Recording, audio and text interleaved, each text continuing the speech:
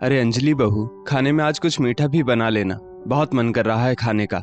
ऐसा करो, सूजी का हलवा ही बना लेना। सोफे पर बैठे बैठे शारदा जी ने अपनी बहू अंजलि से कहा। जी माँ जी। तभी शारदा जी के फोन पर उनकी बड़ी बेटी संजना का फोन आता है। कैसी हो बेटा, सब कुशल मंगल? शारदा जी ने पूछा।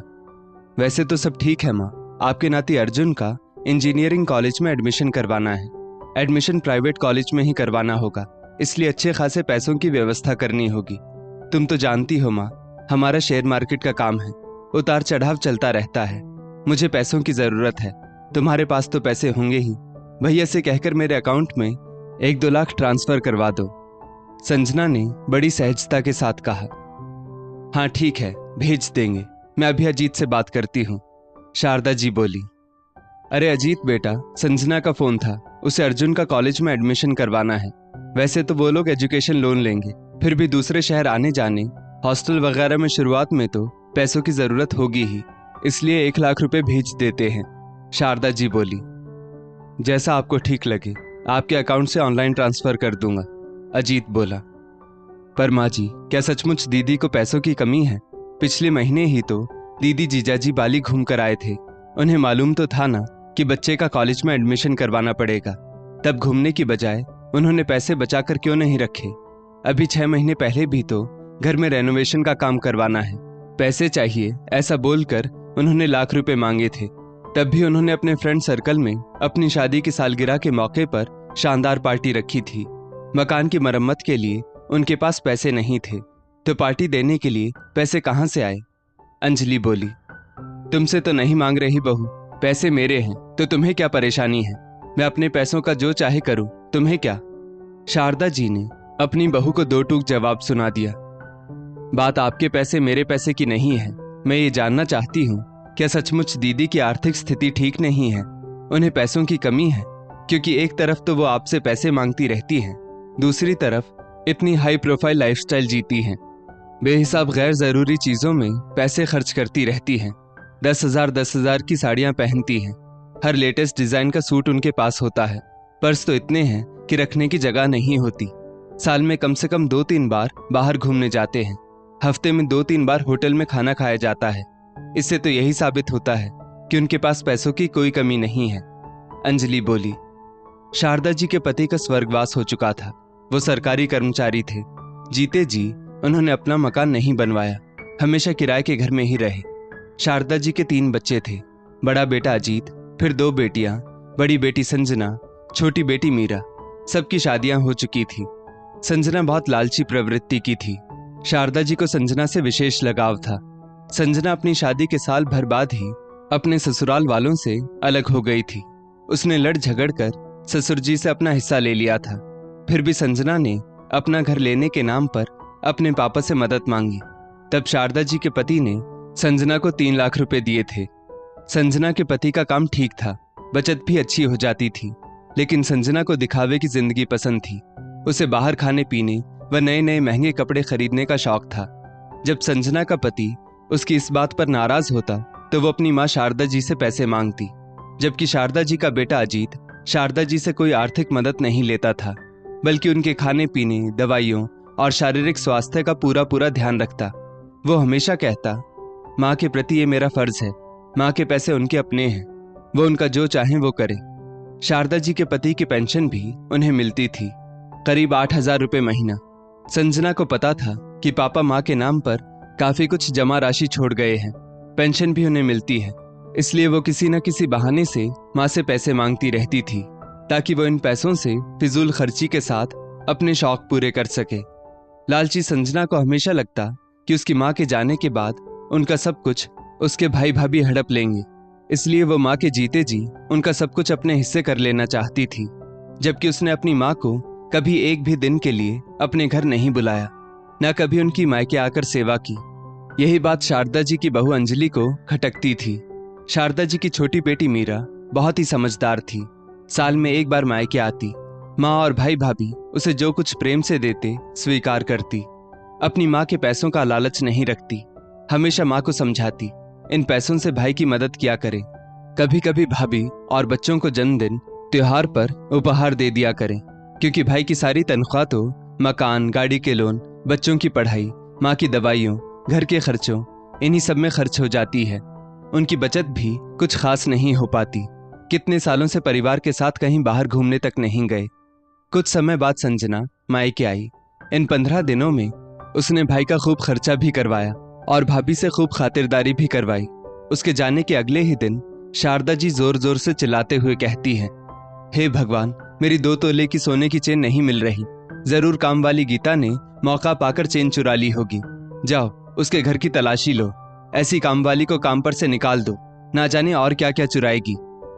माँ जी, गीता ऐसा नहीं कर सकती। अब इतनी पारखी नजर तो हो ही गई है मेरी। मैं लिख कर दे सकती हूँ कि गीता ने चेन नहीं चुराई होगी। बहू अंजलि बोली, बहू, तुम्हें तो इतनी बड़ी दुनिया में मैं ही झूठी नजर आती हूँ। हर वक्त तुम मुझे ही गलत साबित करने में लगी रहती हो। मैंने कहा ना, काम वाली की तलाशी लो और उसे काम से निकाल दो। शारदा जी बोली, माँ जी, हमारे पास कोई ठोस सबूत भी नहीं है। ऐसे ही अगर हम गीता के घर की तलाशी लेंगे तो उसके मोहल्ले वाले एक होकर हमारे घर कोई दूसरी कामवाली भी लगने नहीं देंगे। अंजलि ने कामवाली का पक्ष लेते हुए कहा। बात आई गई हो गई। थोड़े दिनों बाद शारदा जी की छोटी बेटी मीरा अपने मायके आती है। भाभी, आपके लिए कुर्ती, मिठाई और बच्चों के लिए मोबाइल स्टैंड और हेडफोन। मीरा ने अंजलि को गिफ्ट देते हुए कहा। अरे मीरा, इतना सब लाने की क्या जरूरत थी? अंजलि ने प्यार से कहा। अरे मीरा बिटिया, मैं हर बार तुझे मना करती हूँ, फिर भी तू कुछ ना कुछ उपहार ले आती है। तेरे भाई भाभी जितना तुझे देते नहीं, उससे ज्यादा तो तू उन पर खर्च कर देती है। शारदा जी बोली, देते हैं ना माँ, बहुत सारा प्यार, इज्जत, अपनापन सब देते हैं। मुझे पूरा यकीन है भविष्य में भी वो इस बहन को मायके की कमी नहीं खलने देंगे। हमेशा मेरा साथ देंगे। मैं जो भी भाभी के लिए, बच्चों के लिए लाती हूँ वो हमारे बीच की बात है। आप बेवजह परेशान ना होइए। मीरा अपनी भाभी अंजलि की हर काम में मदद भी करवाती। पिछले 2 दिनों से अंजलि को दांतों में दर्द की शिकायत हो रही थी। माँ, मैं अंजलि को डॉक्टर के पास लेकर जा रहा हूँ। बाजार से कुछ मंगवाना हो तो कह दो, लौटते वक्त लेते आएंगे। अजीत बोला। वो किलो भर मोटी लाल मिर्च लेते आना, अचार बना लेंगे। मीरा को बहुत पसंद है। शारदा जी बोली। बेटा बहू के घर से बाहर जाने के बाद शारदा जी ने अपने पिटारे से सोने के बड़े से झुमके निकाले। ये ले बेटा, सोने के झुमके, और बच्चों के लिए 10,000 रुपए। तेरी बहन संजना को भी सोने की चेन दे दी थी जब वो पिछली बार यहाँ आई थी। शारदा जी बोली। अच्छा, वही चेन जिसका चोरी का इल्जाम आपने कामवाली पर लगा दिया था, जबकि वो चेन आपने दीदी को दे दी थी? मीरा ने आश्चर्य से पूछा। अरे बड़ी नजर रखती है तेरी भाभी, मैं क्या दे रही हूँ क्या नहीं। अरे मेरे पैसे हैं, मेरे गहने हैं, मैं जिसे चाहे दूं। बड़ी लालची किस्म की है तेरी भाभी। शारदा जी बोली। माँ, मुझे इस तरह चोरी छिपे कुछ मत दिया करो। हम बहनें अपने हक का पहले ही ले चुकी हैं। पापा ने हमारी शादी में भी खूब दान दहेज दिया था। मेरे बच्चों के जन्म के वक्त लाख लाख रुपए की एफडी भी करवा दी थी। दीदी को भी उनकी गोद भराई के वक्त, मकान के वक्त, बच्चों के एडमिशन के वक्त, तीज त्योहार पर कितनी दफा सिर्फ दिया ही दिया है। अब इस तरह भाई भाभी से छुपाकर आप कुछ मत दिया करो, इससे मन में गांठें बन जाती हैं। भाभी के मन में भी हमारे प्रति गलत धारणा बन जाएगी। उन्हें लगेगा कि हम किसी स्वार्थवश बस लेने की लालसा से यहाँ आती है। अब इन गहनों पर भाभी का हक है। वो तुम्हारी कितनी सेवा करती है, तुम्हारा कितना सम्मान करती है। पलटकर उल्टा जवाब नहीं देती, एक आवाज पर हाजिर हो जाती है। भैया भी तुम्हारी हर जरूरत पूरी करने की कोशिश करते हैं। पोते पोती, दादी दादी करते आगे पीछे घूमते हैं। और क्या चाहिए तुम्हें? भैया ने बेटे होने का पूरा फर्ज निभाया है माँ। कभी आपसे आपके इलाज, दवाइयों, तीर्थ यात्रा के लिए पैसे नहीं मांगे। अपनी जरूरतों पर कटौती करते हैं, पर आपको किसी बात की कमी नहीं होने देते। अब उनके दोनों बच्चों की हायर एजुकेशन और शादी में भी काफी पैसा लगेगा। ये गहने पैसे तब काम आएंगे।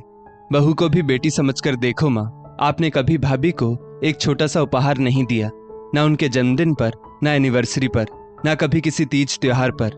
उन्होंने कभी इस बात की शिकायत भी नहीं की, पर उन्हें महसूस तो होता होगा कि माँ जी सिर्फ अपनी बेटियों का घर भरती हैं। बेटे बहू से उन्हें कोई लगाव नहीं।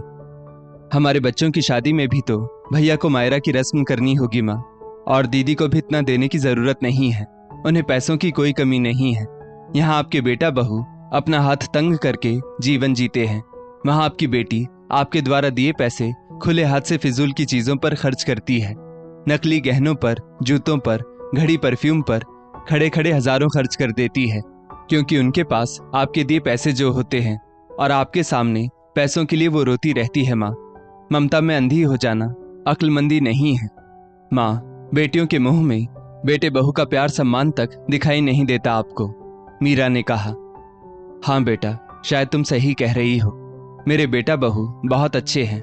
आज के समय में जहां बच्चे माँ बाप को बेसहारा कर देते हैं, उन्हें पूछते तक नहीं हैं, वृद्ध आश्रम में जाने को मजबूर कर देते हैं, वहीं मेरे बेटा बहू मेरा कितना ध्यान रखते हैं। इसलिए मेरे पास जो कुछ भी है उसमें मेरे बेटे बहू का भी हक होना चाहिए, शारदा जी बोली। अगले दिन शारदा जी ने अंजलि को आवाज लगाई। बहू, ये झुमके कैसे हैं? बहुत ही सुंदर डिजाइन के हैं माँ जी, अंजलि बोली। तो रख ले, मेरी तरफ से तेरे जन्मदिन का तोहफा।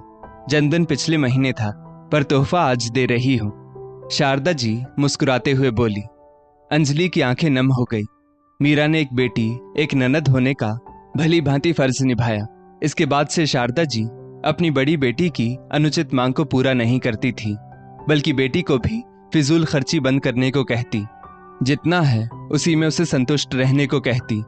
इसके बाद संजना ने भी माँ से पैसे मांगने बंद कर दिए, क्योंकि उसे पता चल गया था कि माँ से अब उन्हें इमोशनल ब्लैकमेल करके पैसे नहीं ऐंठे जा सकते।